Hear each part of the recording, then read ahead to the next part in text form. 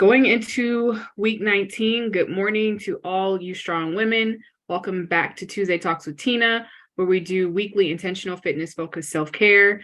Each week, we're going to be taking inventory of our current habits and then creating consistent routines. So that way we can live healthier lifestyles. And we're doing this all during our lunch break. All right, let's get into our housekeeping. So I am your host, Teena Cathay. I'm a business owner, certified coach, and personal trainer. And then I'm also currently serving in the Air National Guard. And then I'm an advocate for women finding balance. So our disclaimer, since I am certified, I still do recommend that you talk to a medical professional before you start any new fitness routine. Consult with your PCP before you start anything new. Funding disclaimer. Funding for this initiative is provided in part by Mission Ambition LLC and Teena Cathay Lifestyle LLC. So we have many military women participating in the series, thanks to the Michigan Department of Health and Human Services through the Community Mental Health Block Grant. They're providing additional funding for this initiative through the Federal Community Mental Health Block Grant and a Substance Abuse Prevention and Treatment Block Grant supporting women better and strong. All right. A few guidelines, not many. Please be respectful to others. Also, no selling or soliciting, and then no judging others or yourself.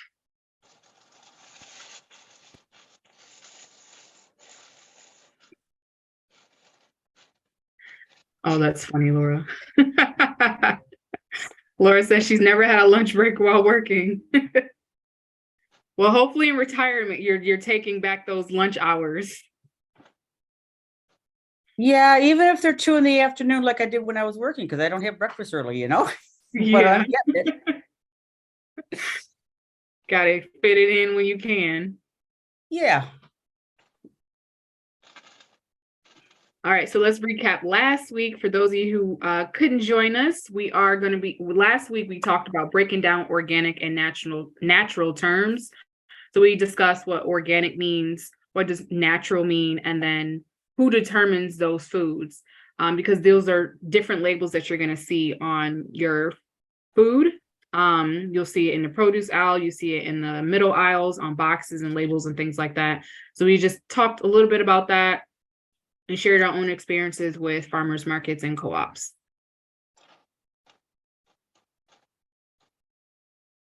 This never works when I want it to work. All right, so let's get into the first part of our lesson. So we're going to start by taking stock of nutrition myths. So I want you to grab a notepad and paper. If you don't have one already, we're going to do something a little different, silly, but hopefully fun. So there's 5 myths or facts. You don't have to write them down. I'm just going to read through each one, and I want you to write down whether you think this is a myth, the statement is a myth, or if the statement is a fact. And then we'll go back and I'll let you know which ones are myths or facts and see if you got them right. So we're going to start with number 1. Myth or fact. Only fresh fruit is healthy, and you should avoid canned and frozen fruits and vegetables. So you can just write M or F next to number 1 if you want. Number 2, myth or fact. Dairy milk has more protein than plant-based milk.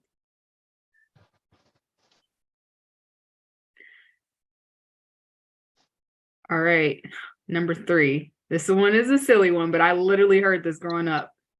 Beaver butt secretions is how ice cream brands flavor their vanilla ice cream. Myth or fact? I hope it's an M. You're killing me right now. We'll find out. Beaver butt, eh? Secretions. Yes. Going out there to get that right. It adds to the flavor. Yeah, I may never eat it again.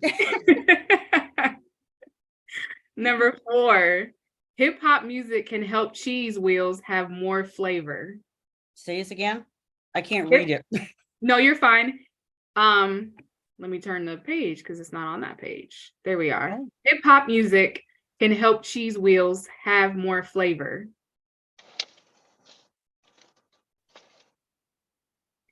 And then your last one, organic farmers use chemicals to prevent pests from eating their crops.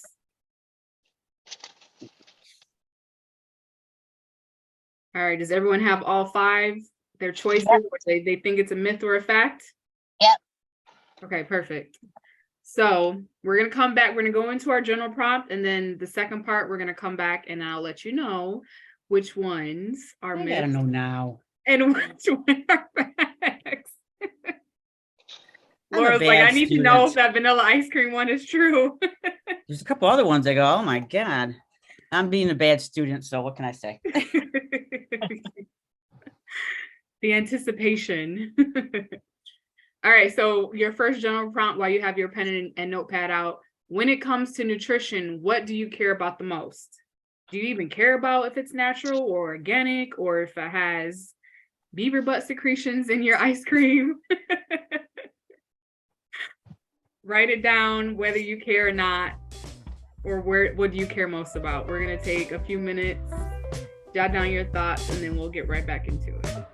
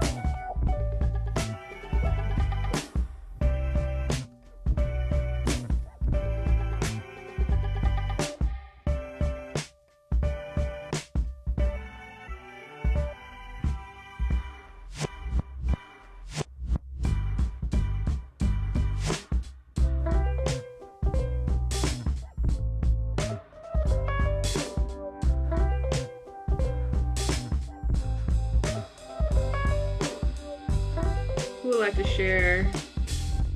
When it comes to nutrition, what do you care about the most? I wrote that it's more healthy and more natural versus chemical or processed, and that is well balanced. Got it. That balance is definitely key. Thanks, Carmesita. Who else would like to share? Yeah, that was good. Well balanced. I want to add that on my notes here. I put down absorbability. My chiropractor says we're not necessarily what we eat, but we're what we absorb. And also that digestibility and nutritional content, meaning the micro and macronutrients and caloric, whatever, like calories or the amount that I can have. But I've always wondered what the daily allowances mean and what well balanced means too, Carmencita. So anyways. Well, I thought I had to have something really long and drawn out, but no, I don't. I want to know about the taste and the flavor. I mean, am I going to like it or not? Is it tasteful? Is it bitter? Stuff like that. Yes, I'm concerned about how healthy is it, but I always want to, how much protein am I getting? Because I've had these feelings. I know it should be low carb and high protein. And it's like, is this going to help me to feel like I got a head on my shoulders, or is it going to go into a sugar rush? And then I'd crash later. So those are my concerns when I think about, yeah, that's it. Nice. You guys all made really great points. Balance, whether you're gonna get that sugar rush and crash later. I would agree with everyone's answer is really good because it's individual and how it makes you feel before, I mean, excuse me, not before, but during and after you've eaten it. Like if you're eating foods and then it just doesn't give you life, it makes you feel like sluggish or tired that you don't want to finish with your day and you need to like take a nap immediately. It's probably something that's a little too heavy, a little too sugar, and give you that crash that, you know, Laura was mentioning too. Good stuff.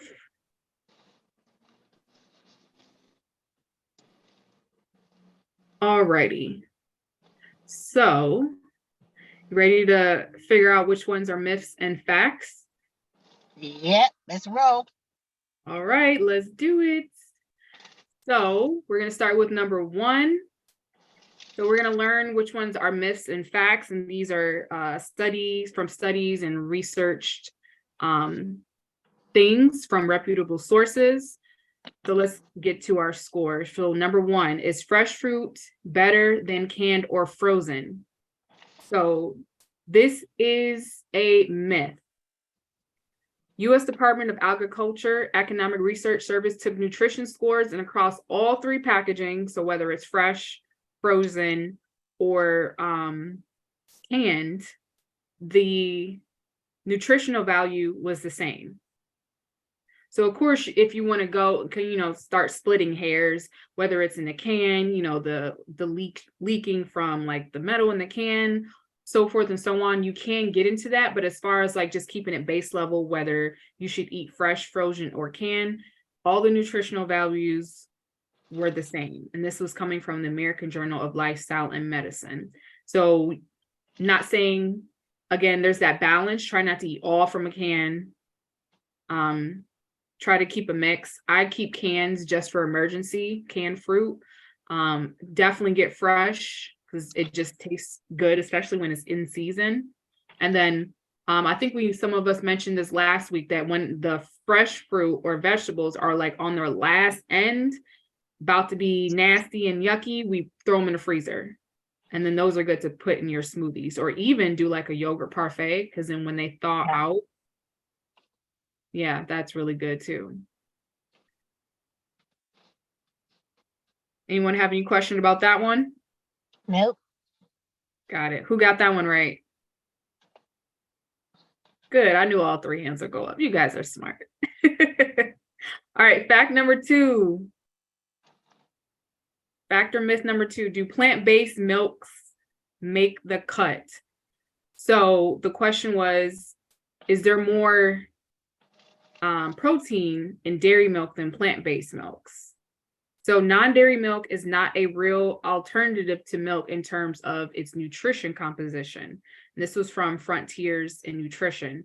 So milk contained more energy, and this is dairy milk. It contained more energy, fat, carbohydrates, vitamin C, B2, B12, and A, biotin, calcium, phosphorus, iodine than plant-based drinks did. And it gives you 8 grams of protein per cup.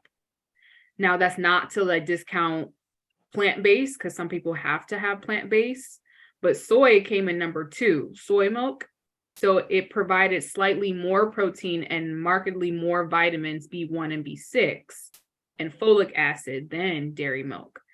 And it yields 7 grams per cup of protein. So that's actually pretty good. So if you're not able to drink, you know, dairy milk, probably because of the lactose that's in it, then soy would not be a bad alternative. It's still high in that protein, and then you're getting those B1 and B6 and folic acid.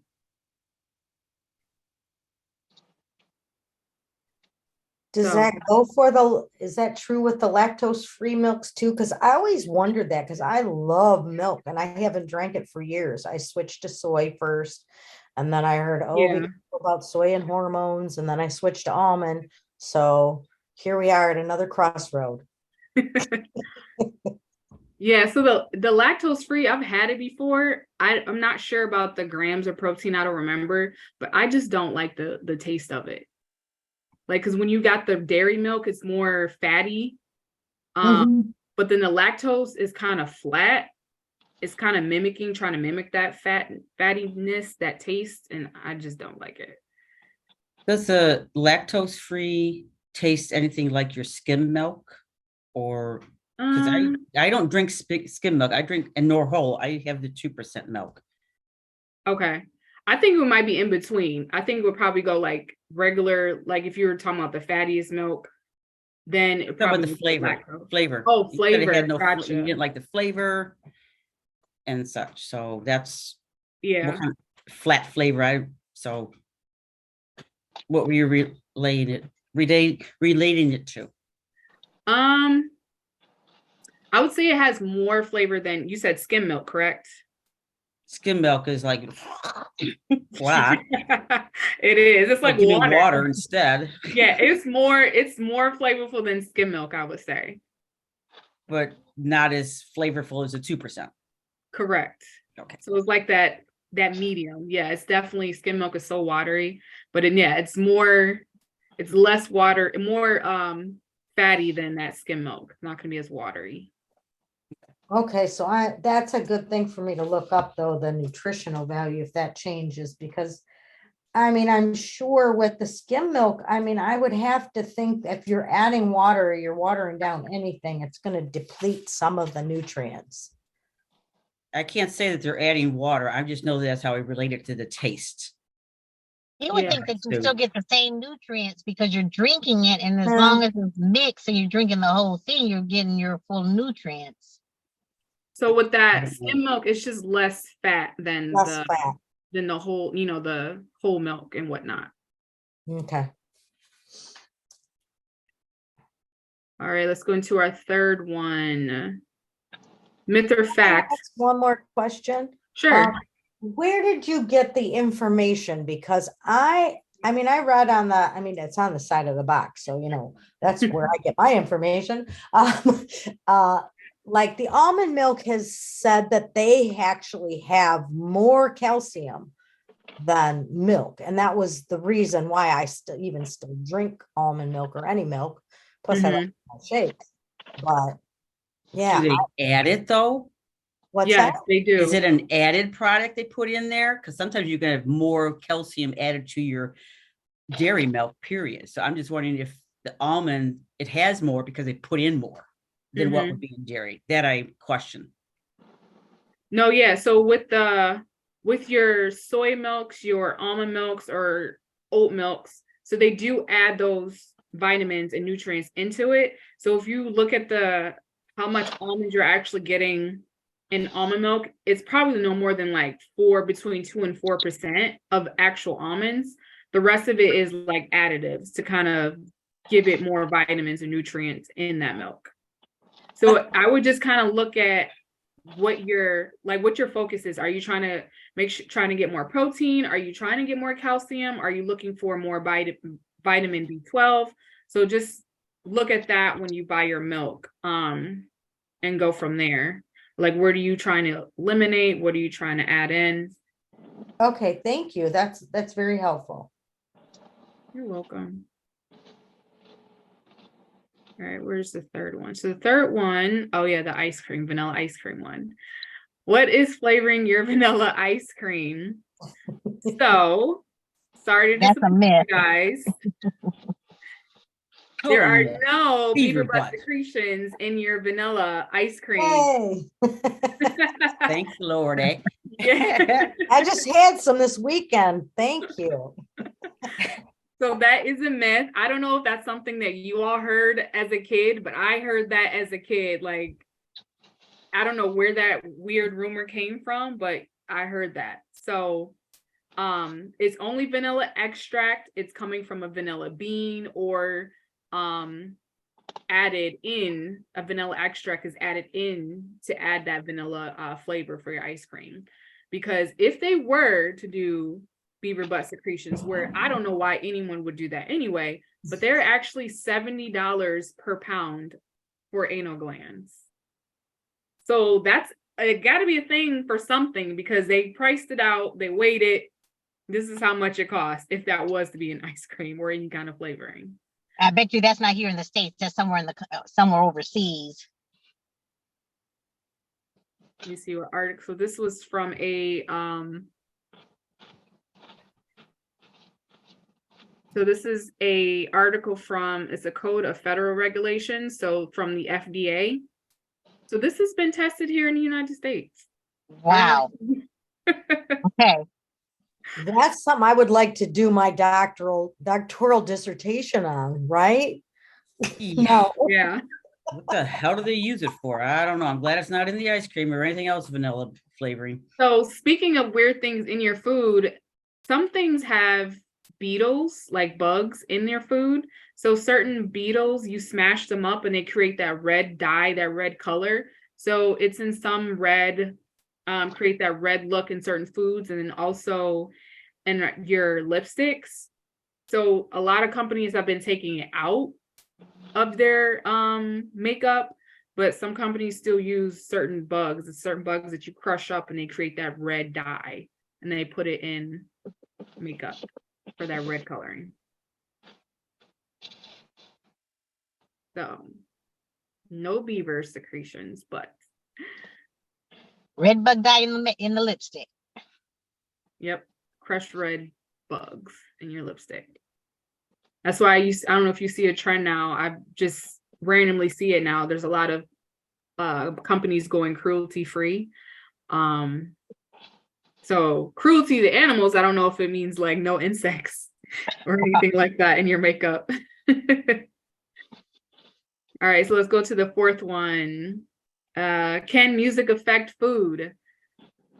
What was the actual myth statement or myth or fact statement? So number 4, it was hip hop music can help cheese No. wheels have more flavor.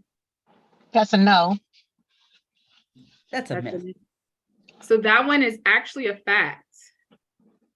So scientists played various music to a cheese wheel, classical, rock, and hip hop produced the strongest aroma and flavor. The culinary taste testers confirmed what the scientists actually found. So they said that like the mold and whatnot that's in the cheese as it's aging, it actually reacted to music, and hip hop music made it react more, and it made it more flavorful. That one was pretty interesting. I threw that one in there because I found it and I was like, that's because people, there's cheese snobs out there who really get into their cheese and the aging and all that good stuff. I'm not one of them. I don't know if you love cheese like that, but yeah, there's a whole study on music. Well, I do know music, certain decibels affect a lot of different things. My niece gave me a playlist of songs that actually have been scientifically tested to calm the brain and certain centers in the brain. Because I have that fight or flight, I get stuck in that fight or flight thing. And so I just put in my earbuds and put on some of that music. And I'm telling you, I don't know if it's psychosomatic. I wanted to believe that it could help me, so it helped me, but I don't know. I believe that music is the universal language for all creatures, large and small. So I guess I can see, I'm a believer. And so, I've heard it being used when you're growing plants. Like if you talk to certain plants, it'll help them grow or not. So the bacteria in this cheese, it's like, that's not too far fetched for that to affect it as well. So I just thought that one was pretty interesting. And I have never heard that one before. If you got some cheese in your fridge, stick a radio in there and play some music. It might make it flavorful. Yep. I would love to chalk to my cheese. I love cheese. Right where you chop down on it. All right, so last one, we kind of talked about this one last week, so let's see if you got this one right. It's kind of a trick question. So this question for number 5 was organic or the state, no, it was a question. Yeah, organic farmers use chemicals to prevent pests from eating their crops. So this one is actually a fact. So the USDA allows organic farmers to utilize natural substances and not synthetic substances. They have to be naturally derived chemicals on their produce. Studies show that there is not a dramatic health benefit between organic and conventional foods.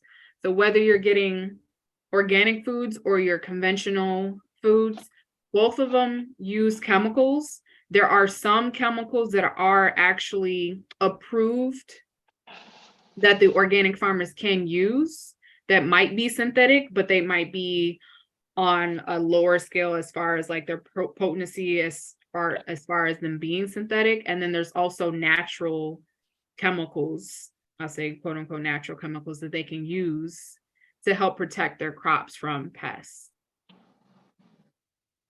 So it's not, I know for me at first when I heard organic, you would think like, oh, you just clean your soil, have clean soil, make sure you're not putting any crap on it, and then you just throw a seed and let it grow and just let it be.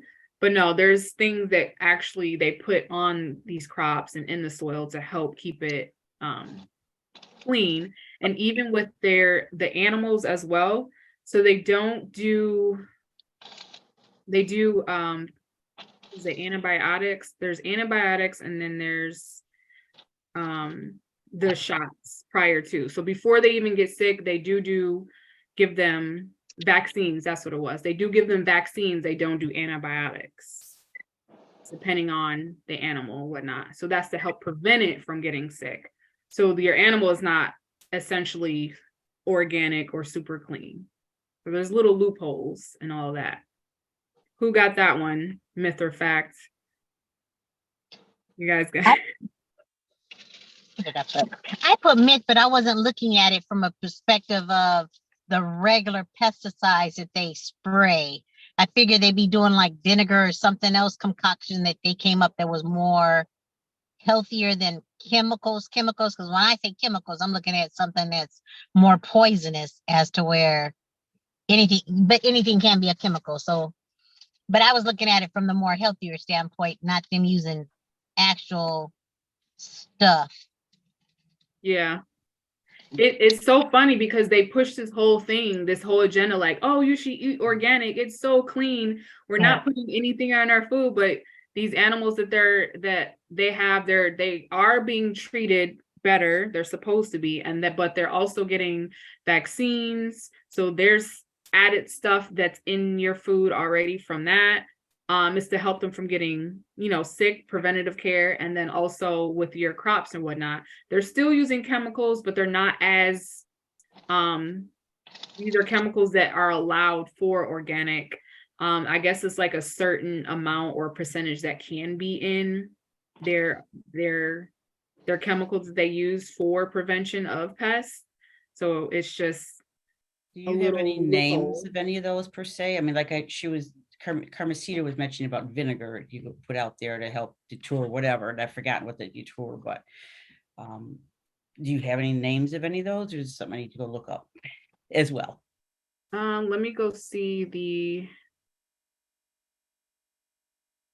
I think the bottom line too becomes, cleaning your fruits and vegetables, as much as possible. Because really, I remember Dr. Oz did this one show on lemons and limes, like harder harder pieces of fruit and vegetables, like should you wash them? And if you think about how many people are touching them and looking at them, I mean, I go through them and I get the best ones I can find. So I'm one of those. But and also when you cut into it, fruit or vegetable with a knife, whatever is on the outer surface is going to be penetrated and gone through with the knife. So err on the side of caution, I guess. And we were talking about cleaning stuff with vinegar, like Carmencita said, but also I never heard of baking soda, like Tina was saying, baking soda. Yeah, Do baking you, soda do is a you good use one. those to clean your food, your vegetables and fruits before you even cut them with a knife, you're saying? Not So just I'll put hot them in water, a rinse or bowl. whatever? So I'll put it like cold water. I'll do like a regular bowl and then a colander, and then I'll put the baking soda in the water, and then I'll just like swish it around, let it soak a little bit for like 5-10 minutes and swish it around, and then I'll lift it up and you can see at the bottom, the water at the bottom, it's like gritty, dirty, and gross and whatnot. So yeah, I like baking soda better than I do vinegar. Especially from berries and those raspberries and blueberries. Mm-hmm. Strawberries, oh my gosh, those things are disgusting. Yes. Okay, And great. Laura, to answer your question, I'm gonna send you. I'll look that up and I'll send you a link. I'll text it to you. All right, I just have a comment to make. My Sure. mother used to say, you have to pound of dirt before you die. And there you go. It's coming from there. My sister would go along and eat worms even. And she's, you'll be living fine because you're gonna have a pound of this stuff in you before you die. And it's like, that's a lot of worms, dear heart.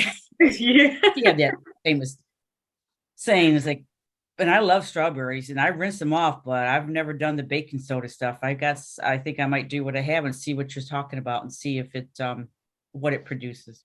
How about grapes? How much do they got on them? Oh, they're dirty too. I clean all of even the apples. Like if you see some of the apples, you can probably see it more on the red ones. It's like a white film on it. Mhm. Yes, I've seen those. Yeah. Yeah, so I That's wash all of it. with the baking soda stuff and all that. Yeah. Mhm. Yep. Blueberries, strawberries, grapes. Well, I got a pound of butter, or a pound of fat, a pound of dirt in me for sure.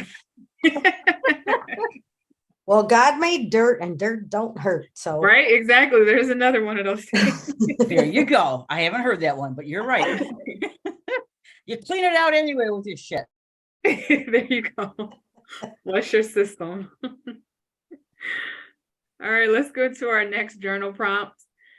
You're gonna write down what you ate and drank yesterday. So going kind of through your head about the things that we've talked about, just write it down, and it'll tie into our next discussion we'll have in a minute. All right, take a few minutes, write that down, and then we will come back and go into our next discussion.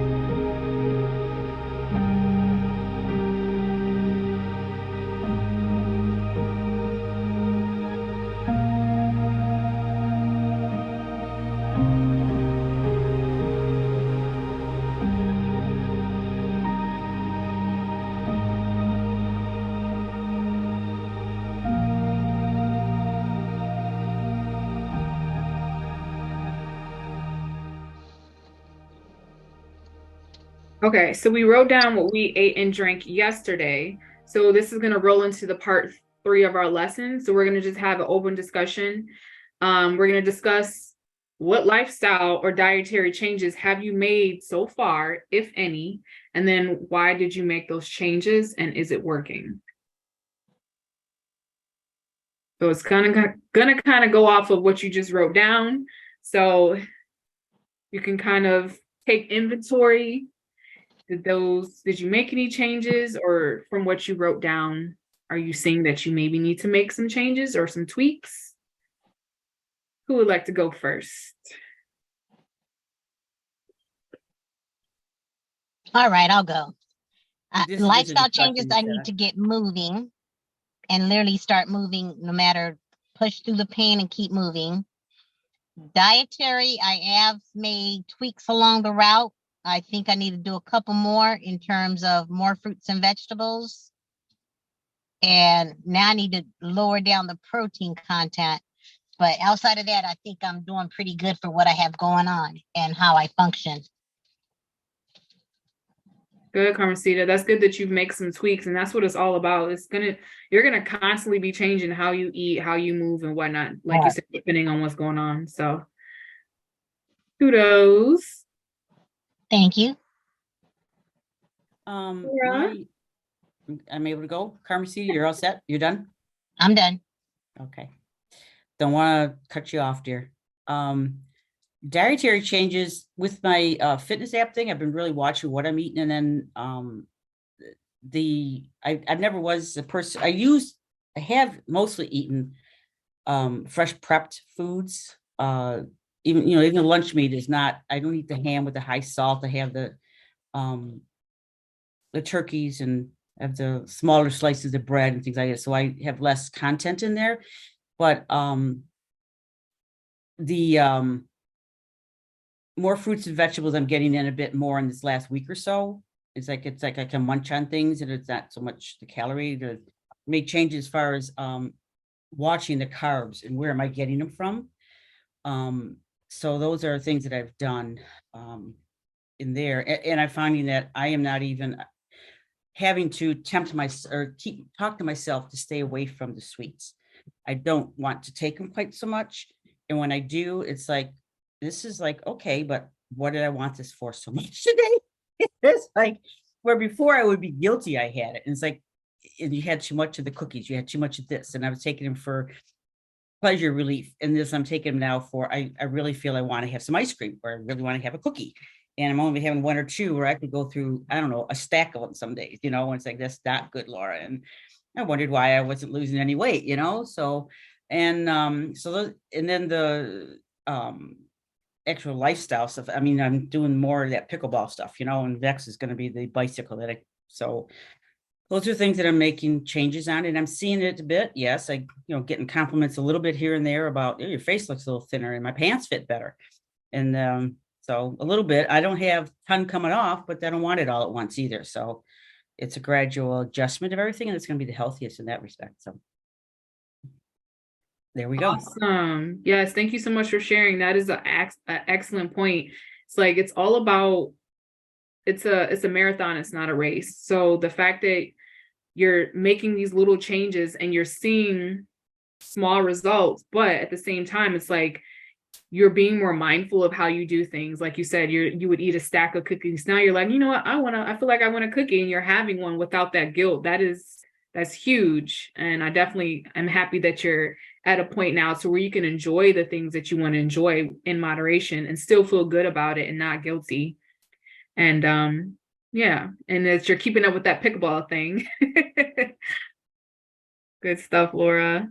I know, Laura, I want to congratulate you, because you have like, since you retired back in October, we've had several conversations about your concern about, what's going to happen in my retirement and this and that. And I think you've gotten off to a really good start. And I'm so glad that you joined this, because it helps keep me accountable, and it has really helped me.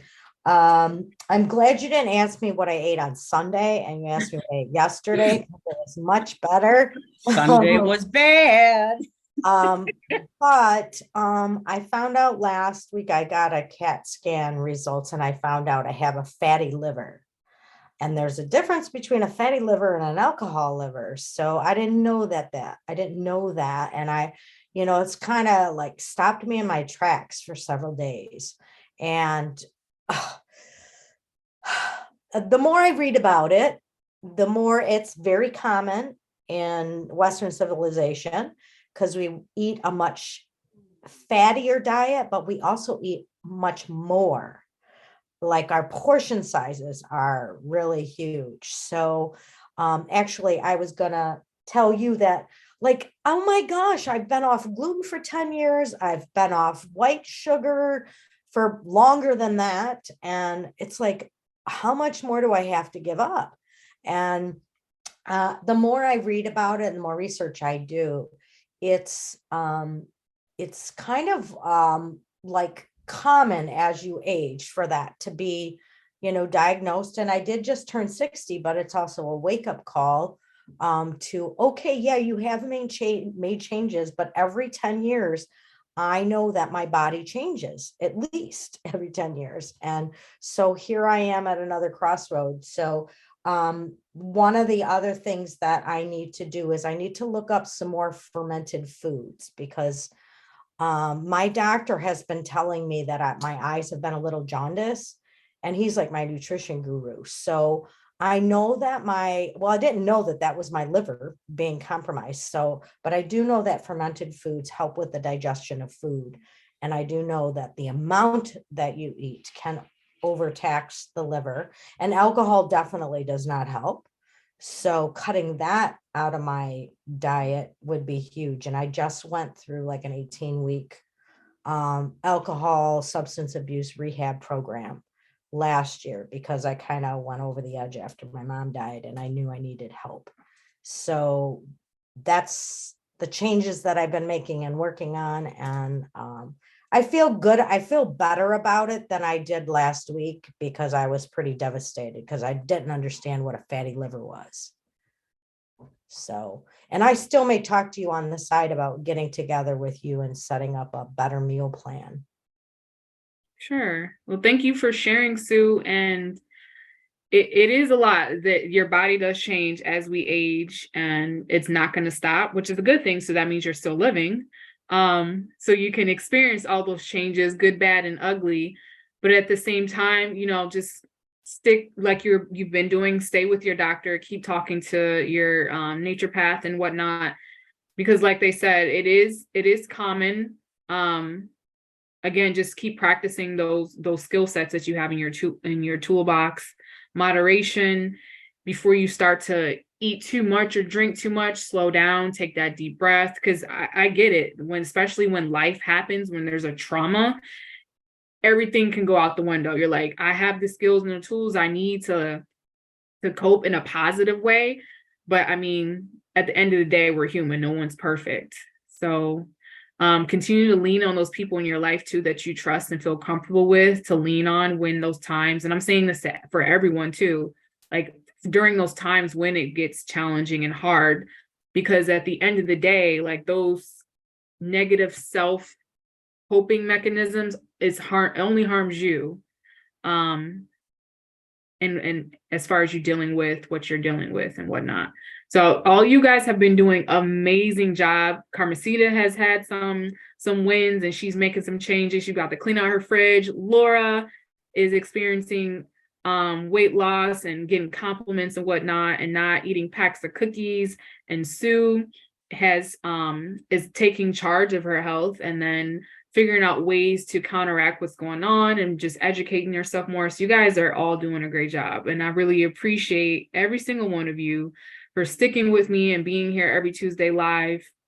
There are some ladies who can't make it during the day, but they do go back and watch the videos and whatnot. So just so you know, there's other women who have their struggles, and they're right there with you, and they're like, it's not easy, but they're still doing it as well. So I just want to share that with you too. You guys get a thumbs up. Thank you. Well, also in sharing our struggles, people that they can realize that they're not alone. I used to be ashamed and afraid and not want to be vulnerable to share that, but somebody out there is listening. We're all role models to somebody somewhere. And just one thing that we can say can help change somebody's life or eating style or lifestyle, whatever, you never know. Oh, what influenced what you ate and how much you ate and when you ate yesterday?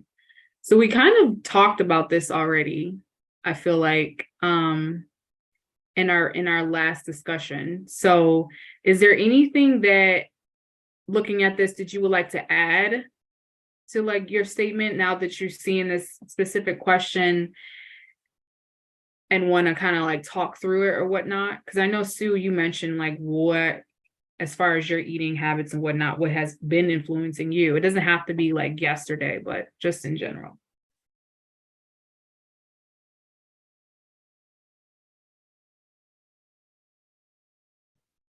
Okay. A lot of times it's my emotions. That's probably what influences me the most. And a lot of times I'm not even sure why I'm feeling what I'm feeling, or, I just want to get something done. So that's more important. Like you said, I work hard. Like I want to get certain things done and I want things a certain way. And so, but I don't think about, putting the nutrition in my body. And the older I get, the harder it is to not have those nutrients and the things you need. Yeah. Yep. It's all about slowing down, taking your time. Don't let anyone rush you through something or stress you out because it's easy. Like before, prepping for this, I had like 3 people call me, blowing my phone up, texting me, and it was all for like silly stuff. I didn't answer. I didn't respond to text messages because it's just like, why are you sitting there burdening me and overwhelming me? And my emotions can lead to me eating a certain way too. And I was just like, you know what? Leave the phone in another room, walk away, get some sunlight, breathe it out, and just those people who are being super anxious, I'm not going to let them project that on me because then it's going to hinder me and I'm not. So sometimes you just have to walk away from people, whether it's phone or in person, and do what you need to do that's positive and productive for yourself. All right, ladies, great job. I don't know if you can see the face in the background. I like, see it. She's like, hey, Mom, it's In the past window. my time. I'm over here trying to like focus. All here is Tap, tap, tap, tap, tap. She's and then tapping on the like window. making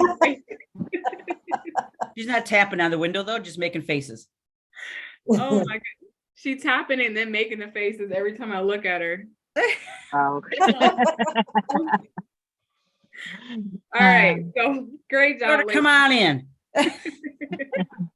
Thank you. Have a great week. You Thanks, too. Carmencita. Bye for now. Bye. So the word of the week is knowledge, facts, information, and skills acquired by a person through experience or education, the theoretical or practical understanding of a subject. So you guys have the skills, you guys have the knowledge. You're not going to know everything. I'm not going to know everything. So just go through your week. If there's something you're not sure of, look it up, ask questions. The challenge of the week is pick a nutrition myth you were able to debunk and share, or one that was silly that you thought was super crazy. Share with your findings with someone you care about. And then the next topic for next week is fad diets. So we're going to talk about all those silly fad diets that we hear all the time and people try and go up and down in weight trying to figure out. All right, that's it for today, week, ladies. Everybody. You too. See you guys All right, next take care. Thank you, everybody. Have a great Thank week. you. You too. Bye, everyone. All right, Bye. bye.